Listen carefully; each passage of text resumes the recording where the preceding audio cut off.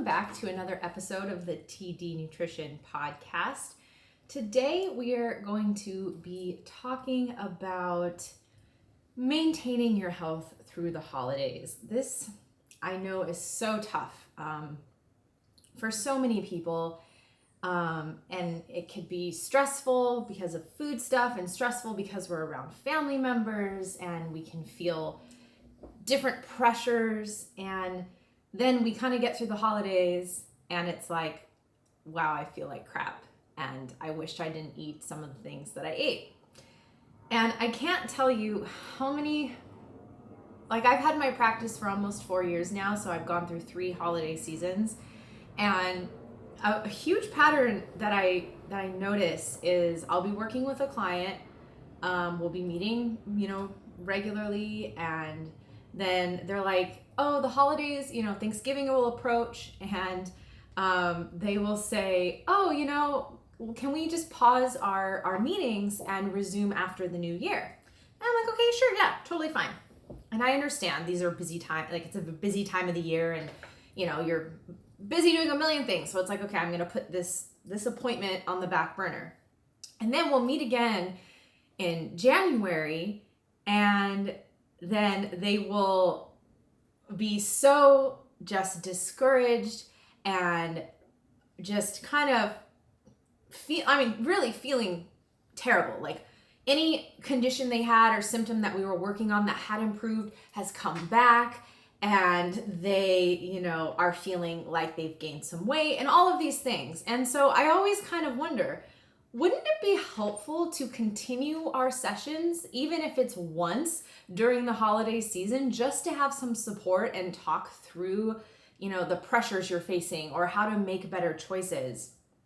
Because why just give yourself a free-for-all during the holidays and then feel like you're going to start all over come January? That doesn't really make sense. And how are you ever going to truly better your health in the long run if every year you basically have this month and a half period of time where you're letting yourself do whatever you want? That doesn't really make sense. Like, why would you undo all the work that you've done?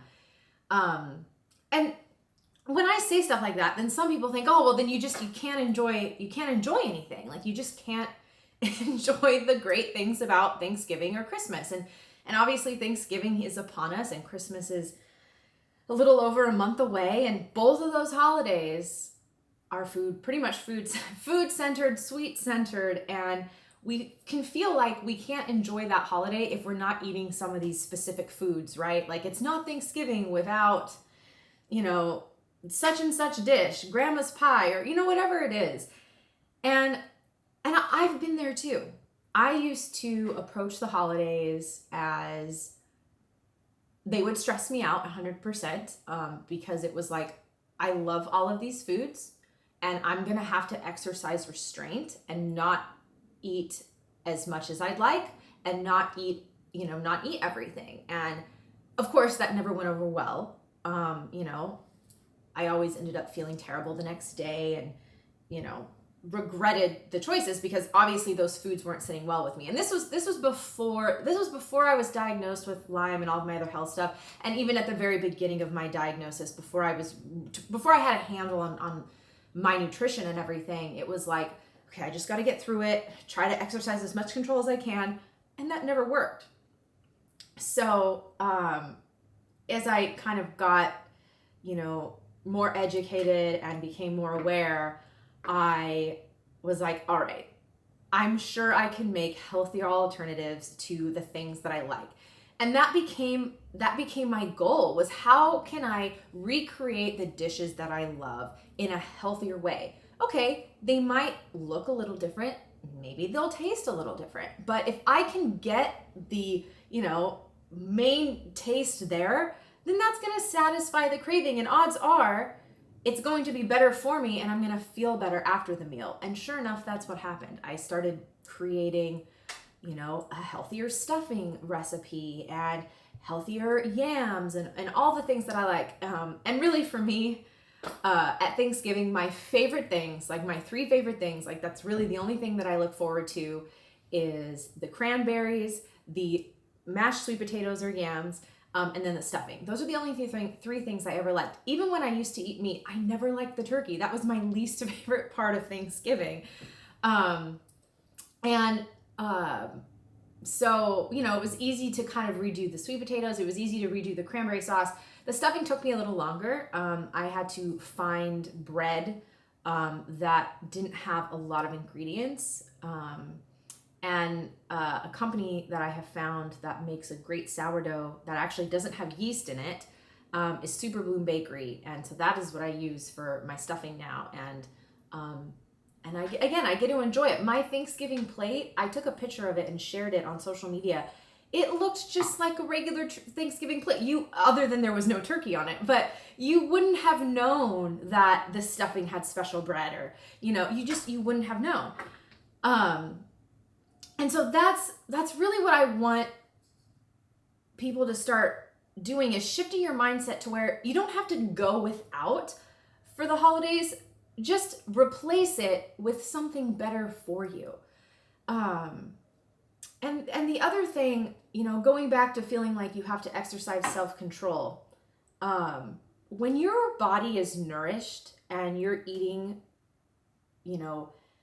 nutrient dense foods and you're full, you're not going to feel like you have to exercise self-control, because certain things just won't sound good to you anymore. That's very hard for a lot of people to grasp, that certain foods just won't sound good. Like if you see friends eating a cupcake or having ice cream, like, how does that not sound good? But in time, as you clean up your diet, stuff like that doesn't sound good. Obviously, if you want to eat that stuff, that's totally fine. But like for me, I don't do dairy, and I don't do gluten. I don't do eggs. And also, like, the problem with ice cream is it's a combination of sugar and fat, which is terrible for blood sugar and all of that. And so because I'm so nourished and I just eat so much of healthy foods, that when I'm around that stuff, it doesn't faze me. So when it comes to the holidays, those other foods, they don't faze me anymore. But I've put in the work to get to that point. It didn't just happen overnight. And so these are things that you can kind of look forward to be like, okay, if I could really put in the work to, clean my diet up and get all of these processed foods out and fill my plate and everything I eat with nutrient dense foods, that when the holidays roll around and there's some tempting things that you'd rather not eat, it's easier to resist. I mean, again, it's not even that it's easier to resist. It just doesn't cross your mind. That's the biggest thing. It doesn't cross your mind to even have it, because it doesn't sound good. So, yeah. And the biggest, again, something I tell all of my clients, and it's kind of one of my mantras for clients, is you can still have your favorites. It's just going to look different, and you need to be open to it looking different. So with Thanksgiving, be open to preparing your dishes a little differently. Maybe use less oil, maybe cut the oil out, substitute some things that would have sugar for maple sugar or coconut sugar or date sugar. There are so many options today of things you can substitute with. And you do have to play around with recipes, especially if you have your own like family specific recipe of something that you make. You're going to have to play around with it for it to work out. But I would encourage you to do that. And maybe one year it's not the best, but the next year it's even better. My mom has a pumpkin muffin recipe, and growing up, she would make pumpkin muffins from the start of fall through Thanksgiving. So for about 2 months, she was baking pumpkin muffins pretty much weekly, because we would eat them for breakfast every morning before school. Like, that was our breakfast. And so she was so sick of baking pumpkin muffins come Thanksgiving, because she would be making them so often. But they were so good. They are so good. And when I think of fall, I think of my mom's pumpkin muffins. And again, lots of dishes and desserts bring us back to a place. And that could be also why it's hard to give up certain things. So when I went through all of my health stuff, it was like, all right, I can't eat these pumpkin muffins anymore. And maybe I used to have like one or two, and it was just like, why? It's not making me feel good. Why have one? So I kind of was set on recreating her recipe in a healthier way. And it took me some time. It took me a few tries, more than a few tries, to get it right. I finally got it right. I was able to substitute all the ingredients that I don't eat for healthier alternatives. and they look just like my mom's, the texture is just like my mom's, and the taste is very close to my mom's recipe. So I share that to say, if you have a family recipe of something and it, calls for ingredients that you don't eat, try to recreate it with different ingredients. Again, it's not going to taste exactly the same, but maybe you can get it as close as you can. And then you can feel like, I still get to make this recipe every year and have that kind of nostalgic connection. I still get to bake these pumpkin muffins that my mom made for me growing up. Again, they're just a little bit different, but I still get to do it. And like with the pumpkin muffins growing up, my mom had this cast iron muffin tin. And it was like a harvest muffin tin, and it was all of these like fall vegetable shapes. So there's like a broccoli, a corn, a turnip, I think a head of lettuce, an eggplant, a bell pepper, garlic, onion, and they're all in these shapes. And so she would bake the pumpkin muffins in these shapes. And my brother and I, we would always fight over which one we thought was the biggest, because we wanted to have the biggest muffin. And again, they're all different shapes, so it was like they are kind of slightly different sizes. And we thought that the corn shape was the biggest one because it was the longest.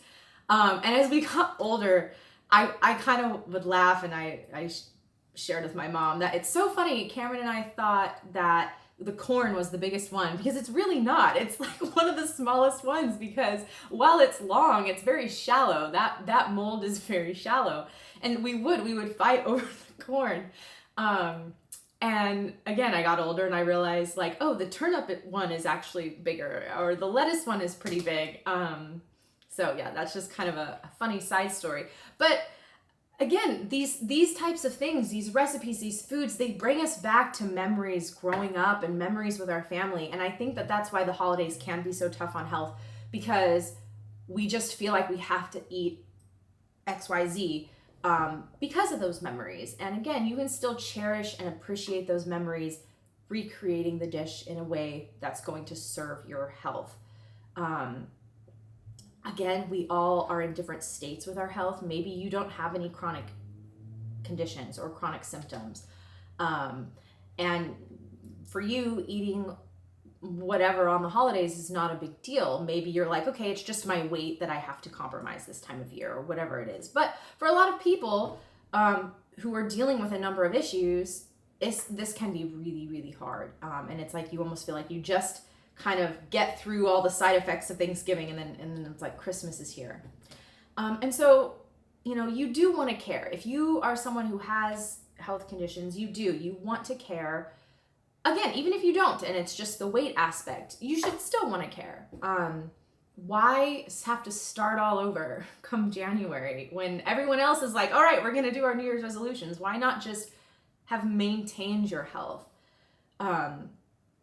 And so again, it starts with creating healthier versions of the dishes that you like. And you can do that with everything from the main part of the Thanksgiving dinner to the desserts. I know I make a healthier version of a pumpkin pie every year. The first year I made it, I put way too much cinnamon in it, and it literally was so dark from all the cinnamon, and it did not taste good. It was way too cinnamony. And so again, there you go. I also now laugh when I bake the pie every year. I laugh with my mom, and it's like, oh, remember when I first made this and I put all that cinnamon and it was so gross I couldn't even eat it? Obviously, I've fixed it and now it's enjoyable. And so you kind of then can create new memories and laugh over the mistakes or the fails of trying to make a recipe healthier. If you're a client of mine, you know that you get my Thanksgiving PDF with a lot of recipes, whether I've sourced recipes or whether, again, they're my own recipes. But and everything in the PDF that I've compiled literally can create a full Thanksgiving dinner with no inflammatory ingredients, that's, all plant-based. And it's a great resource to have. And I hope to next year release my PDF in a prettier way, or do a Thanksgiving ebook and sell that to those of you that aren't clients who would like a peek at those recipes. But yeah, so first rule is recreating the dishes that you like in a healthier way, and just knowing that they're going to look different. Let's talk a little bit about Christmas, because Christmas tends to be a little bit less about the dinner and more about the desserts. Though I know a lot of times for Christmas dinner, people will have some of the same things that you have for Thanksgiving. So again, you could just, practice at Thanksgiving, recreating some things, and then try it again at Christmas. Growing up, we never had Thanksgiving food, like the Thanksgiving dishes on Christmas.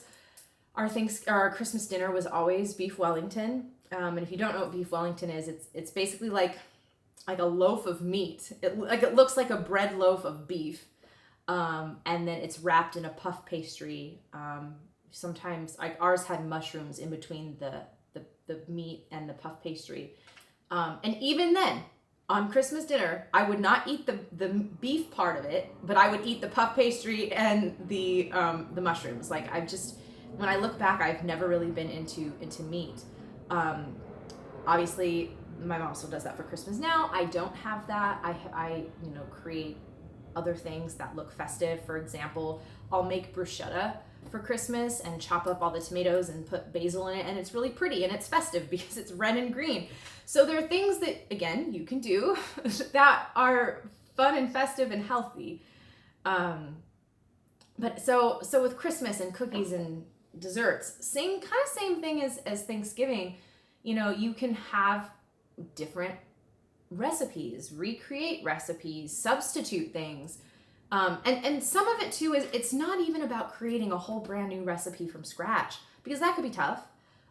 It's about taking existing family recipes and recreating it. So keep that in mind. You don't have to create a recipe from scratch, because a lot of mine aren't even created from scratch. It's my mom has had this recipe in her recipe book for years, and it's like written by her grandmother, and it's like, okay, I'm going to change it. And just make it my own. And so that's fun. So utilize, if you have certain cookie recipes in your family, adjust them, change them.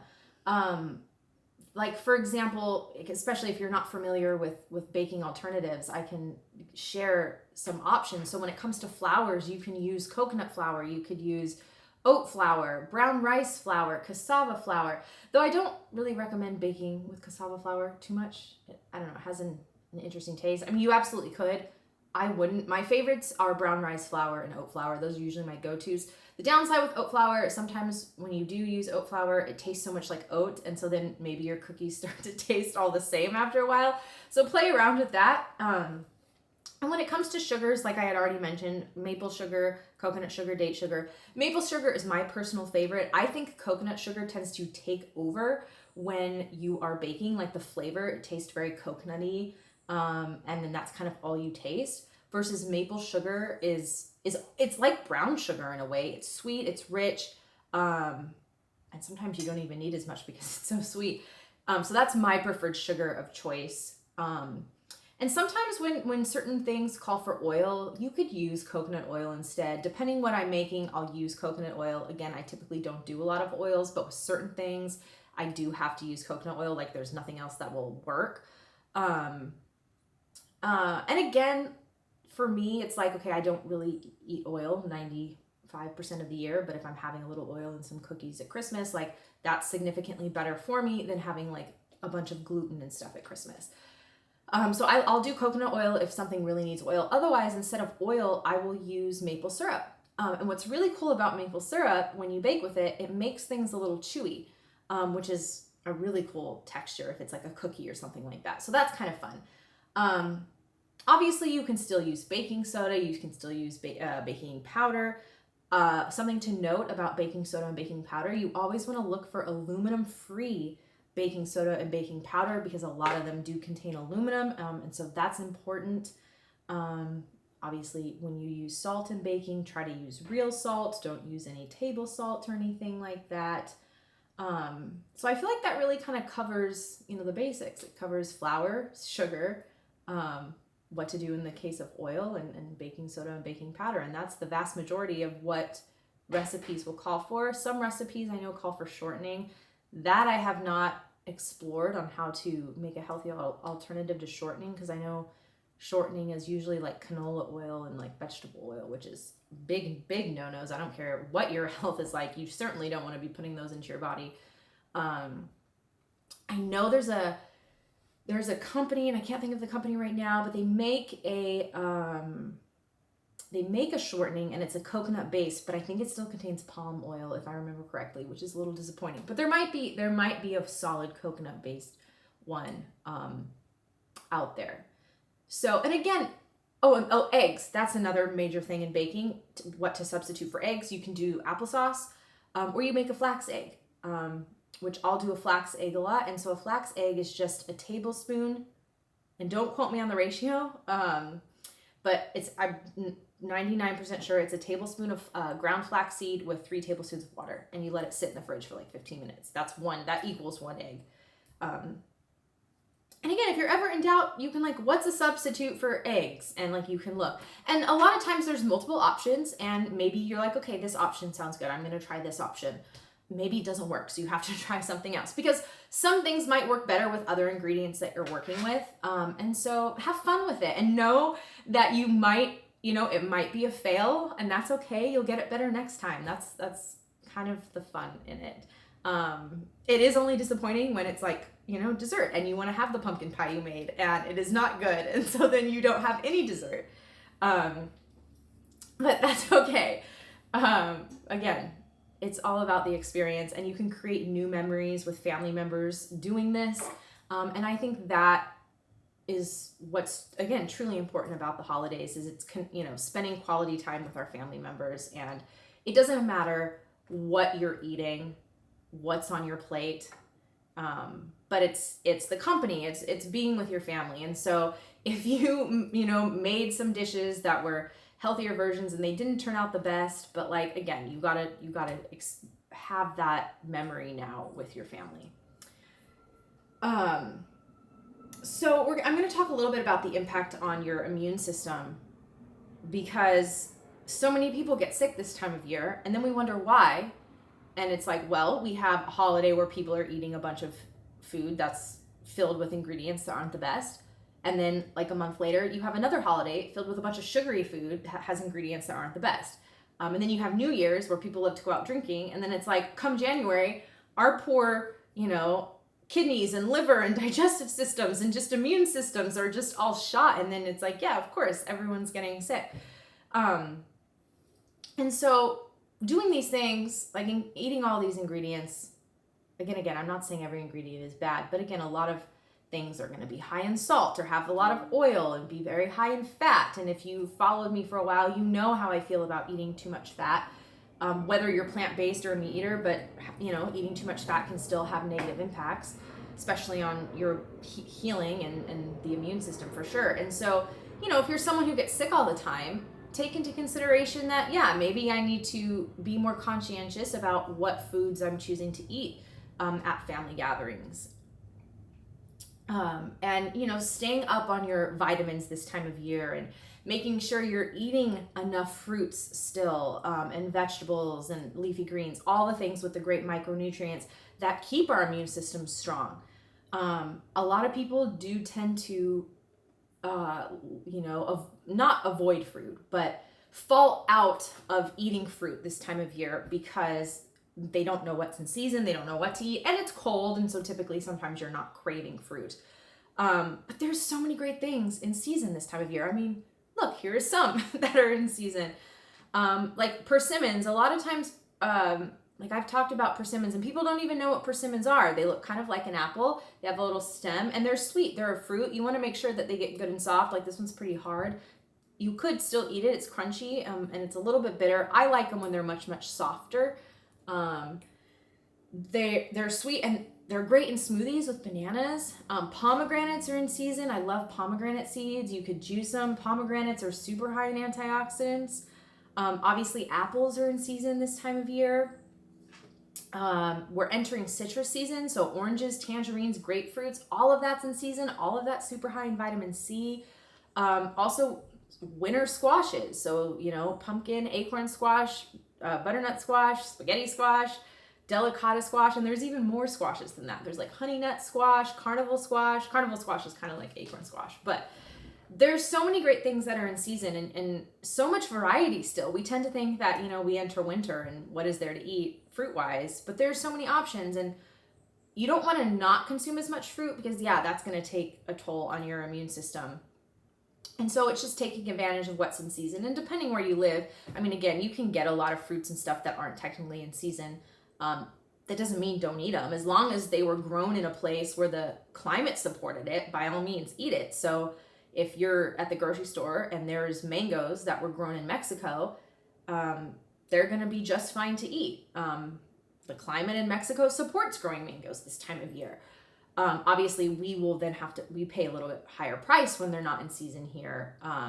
But it doesn't mean it's necessarily bad. Some people argue that you shouldn't eat what's not in season where you live. Like, if you live somewhere where it snows and, you shouldn't be eating mangoes or bananas that time of year because that's not in season where you live. I disagree with that. And I disagree with it because it just doesn't make sense logically speaking.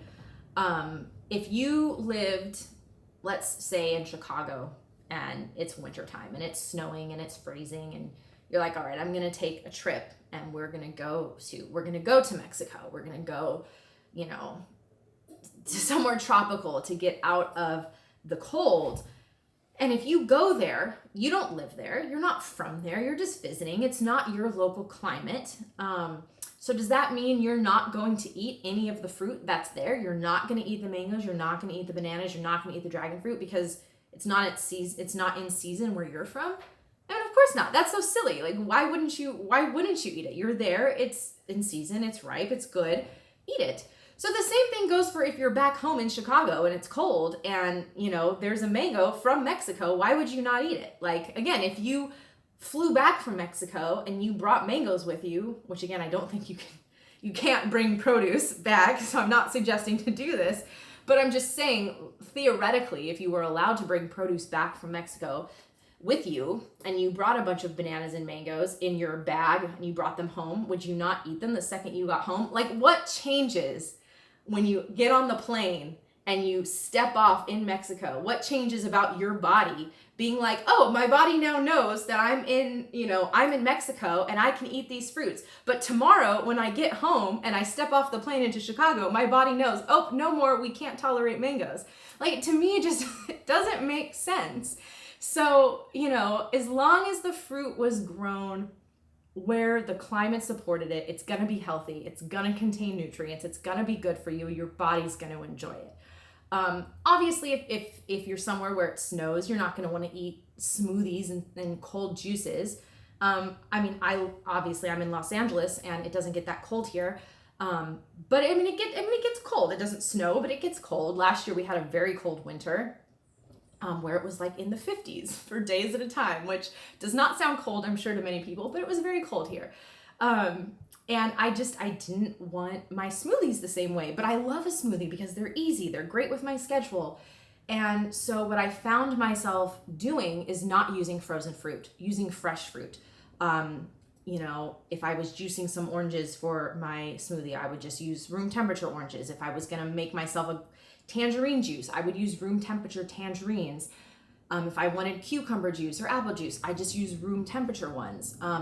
That helps. When things are room temperature, it makes a huge difference in how your body feels after consuming it. If it's cold, you're gonna freeze. You are gonna be freezing and you're gonna take a while to warm up. So if you live somewhere where it's cold and you like your fruits, you like your smoothies and juices, just do them room temperature and try to keep as much fruit on the countertop as you can. I have in my kitchen these baskets that are like screwed onto the wall, and I keep 90% of all of my produce out in these baskets, and they sit out. And that's because I don't like cold fruit. I never have. Even in the summer, I don't like cold fruit, but especially not in the winter.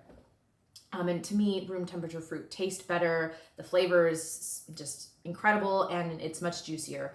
But if you live somewhere where it's cold, for sure, try to keep your produce out on the countertop. Again, anything that, obviously won't go bad. Like, you don't want to keep your lettuces and things on the counter, but, persimmons, bananas, apples, pears, avocados, pomegranates, all of that stuff. Just keep it on the counter. And that will really help. Because again, your immune system needs all of that stuff even more when it's cold. Not that it doesn't need it in the summer, but it just needs it even more, especially because we're also going outside less. We're getting less sunshine. And when we're getting less sunshine, we're getting less vitamin D, and that tanks our immune system as well. So if you live in a climate where you don't go outside much because it is so cold, try to supplement with vitamin D. If you're able to even just stand out in the sun with as much of your body exposed as you can, even if it's cold, try to at least put your face in the sun a little bit, or your arms, something. Obviously morning sunlight is the best, but I'll admit that I'm not always the best about getting out in the sun in the morning. Sometimes it just, for me, it works out in the afternoon. It just depends on the day. So yeah, if you're able to get the actual sunshine, great. But if you're not, supplement with vitamin D. You could supplement with it year round, but especially this time of year, and you can even increase your dose a little bit this time of year. But yeah, keeping all that in mind as you go through the holidays.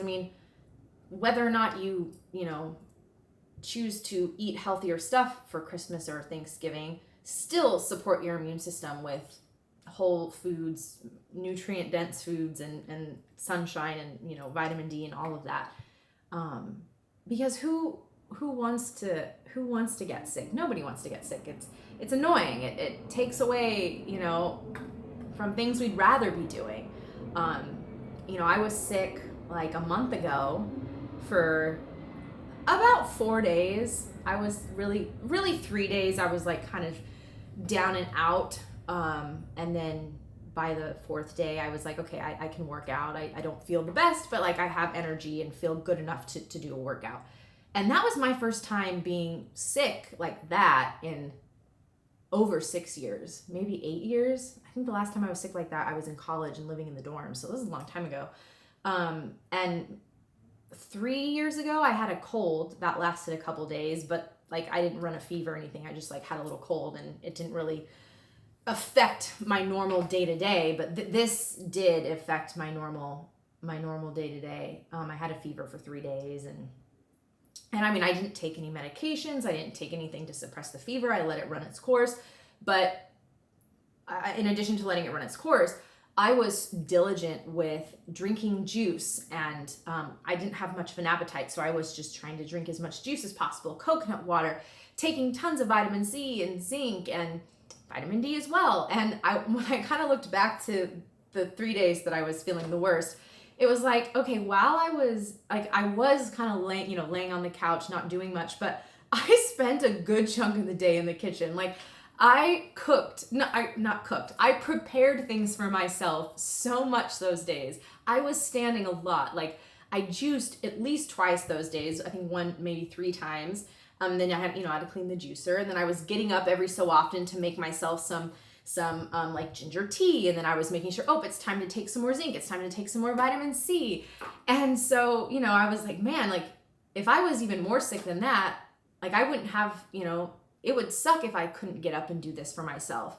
Obviously, like, it'd be nice if I had someone there to do it for me, and in some cases, obviously people do, but I was just like thankful that I wasn't so sick that I couldn't get up and do those things. And so, it's definitely a nice feeling when okay, this is not a regular thing for me. I'm not often down and out sick. I have clients who get sick all the time, and family members and stuff that I know who get sick regularly, and I hear them say how sick they are of being sick. And I think to myself, yeah, like absolutely. I couldn't imagine being like, oh, I'm sick again. Oh, I'm sick again. And so at what point, do you say, okay, I'm sick of this and I need to make a change? And that involves changing what you eat, changing your nutrition. And that's going to have an impact when it comes to the holidays. And again, it's hard to imagine changing these traditional things that we do, but we can make new traditions. There was a meme I shared on my social media the other day, and it was like, a person saying, how can I boost my immunity? And then it said me saying, oh, change your diet. And then it shows them like putting earplugs in. And I'm like, it's so true. Like, people want to know how to get strong immunity so they don't get sick. And the second you're like, oh, well, you should change your diet, you should change your lifestyle, it's like, oh shoot, no. Okay, we just want that quick fix. We just want, can I just take the pill? Can you just give me the thing to get rid of the fever? I don't want to deal with the fever. I don't want to feel this symptom. It's uncomfortable. But some of these things are our bodies telling us, hey, this is not working. You need to change what you're doing. A lot of uncomfortable symptoms are just messages from our body telling us to do something different. Fevers are not bad. Fevers are a good thing. They are our body, a sign that our body is fighting off whatever is happening internally. We want to have a fever. If your fever gets dangerously high, like above 104, I think for kids it might be 107. I forget exactly, don't quote me on that, but we can just say, okay, if your fever's above 104, you want to do something about it. But if your fever is like 100, 101, that's where mine was at. There's, let it be. Obviously, yes, it's uncomfortable. You're cold, you're hot, you're cold, you're hot. But there are things that you can do if you have a fever. You can do cold compresses. You can drink cucumber juice. Cucumber juice has a very cooling effect on the body. You can take a lukewarm bath. You would do cold socks.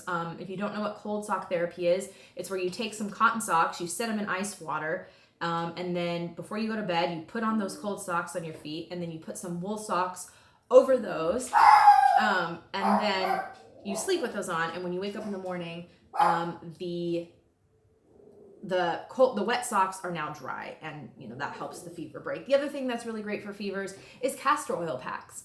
And it's funny, sometimes I have so many facts in my head, and then when it's like I need that particular fact, I forget about it. And so when I was sick, it was day 3, and I was like, all right, this fever is still here. What do I do? I actually didn't do the cold socks. I forgot about that. Again, sometimes I get in the moment and these things just leave my head. But then I was like, oh, what am I doing? I can do a castor oil pack. So I was like, all right, tonight I'm putting on the castor oil pack. So, if you don't know what a castor oil pack is, it's basically like a cotton piece of cloth, and you put some castor oil on it, you tie it around your liver. They have ones for different sections. You can get some for your thyroid, you can get some for your breast, for your abdomen. You can get little eye masks and put it on the mask and sleep with it, and it helps with like eyebrows and eyelash growth, which is pretty cool. Great. Castor oil packs are great. And when I started my practice, I wasn't super familiar with them, and then I became more familiar and educated myself on them. And so I was like, okay, I'm going to put the castor oil pack on. And so I did a few hours before I went to bed, and you don't have to sleep with it on if you don't want to. You should leave it on for several hours if you can. I sometimes sleep with it on, sometimes not, depends. But since I was sick, I was like, I'm going to sleep with it on. And I woke up in the middle of the night and my fever broke. And the next day, my fever didn't come back. And it was like, darn it, I wished I did this 2 nights ago. It might have helped my fever break. But then again, it was like, you know what? My body also just, probably needed to do that. So I say all that to say is that we like quick fixes. We don't like to suffer through symptoms. And again, some symptoms, aren't necessary if a fever gets above 104. But most symptoms are there for a reason. They're the way our bodies are designed. Again, our bodies are designed to get a fever if we're sick.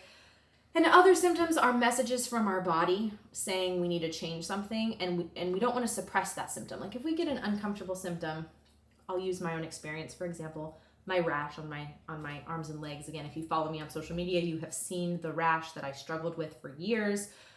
That came when I started having Lyme disease symptoms. I don't think the sole reason that I had the rash was just from Lyme. I think it was a combination of Lyme and my liver being filled with toxins and heavy metals and things like that. And I had a copper IUD at the time. So there was lots of things that I think contributed to my skin, but it was really the second that I started having symptoms for Lyme disease, my skin really flared up. And obviously I did, and I've talked about this in other episodes, I did the steroid injections, and, it would go away for a bit and it would come back. All that was a Band-Aid. It was just a Band-Aid. I wasn't, solving the problem. And my skin was reacting that way to tell me something. It was telling me that, hey, you are filled with toxins. You need to get them out. They need to come out. You need to get the copper IUD out of you. This copper is awful. It's harming us. And so that's what that symptom was. And it's not going to do me any good by just putting Band-Aids on it and taking this drug and this medication. No, that's not going to do anything. And that's for anybody's symptom if you're just managing it. You want to solve it. And again, our diet is not a quick fix. Our diet is something that through trial and error, we will improve and continue to feel better. To kind of wrap it up a little bit, with Thanksgiving and Christmas on the horizon, try to, especially if you have health conditions, try to make healthier swaps for maybe at least one of the dishes that you normally enjoy. Start with one dish this year. You can start with 2 dishes next year. For Christmas, you can start with 1 cookie recipe this year and 2 next year. But try to make small changes. Again, maybe if you are one who helps in the kitchen baking or cooking, try to substitute some of the ingredients. Don't even try a whole new recipe. Just try to sub some ingredients. That would help. Because why do you want to spend all this lovely time with family only to feel awful by the end of the day and feel irritable? To me, that just ruins the experience, ruins the time. Whereas okay, I'm feeling all great. And then by the end of the day, you're just like, oh my gosh, leave me alone. I feel terrible. That's not fun. And like I said, keep in mind that you can create new memories with family members by, recreating sentimental dishes that you're used to making, or making new dishes and just creating new experiences. And you can still have the dishes and the foods that you normally, or recipes that you normally like, but just remember they might look a little different as you make them healthier. And with that being said, I'll make one other point. The pressure from family members, this can be very, very hard. This is the last thing I'm going to cover, is the pressure from family members. So a lot of times it can seem weird or foreign that you're not eating such and such food, or you're approaching your health this way. I hear it all the time from my clients. I've experienced this. What you're doing to address your health doesn't have to make sense to anybody else but you. If you feel good about it and you're noticing a difference, that's what matters. It's incredibly hard to deal with the pressure from family members to say, oh, just have a bite, just have a little bit. They don't know what that could do to you. Maybe you can have a bite, but maybe you can't. I'm not a person who will just have a bite of something. I'm just like, I'm fine. I just don't want it. I'm okay. And so stick to your guns and know that most people won't understand. And that's mostly too because the norm in our society is not healthy eating. The norm in our society is eating unhealthy, and to not really question that. And so it can be very challenging being around family who may not understand your choices. But stand your ground and know that you're doing this for your own health. And that's what really matters. So I wish you luck getting through the holidays nutritionally. And as always, thanks for listening. If you have any other questions, you feel free to send me an email at tdnutritioncoaching@gmail.com. If you want to work with me, or again, if you just have any questions, I'd love to hear from you. And have a happy Thanksgiving and a Merry Christmas.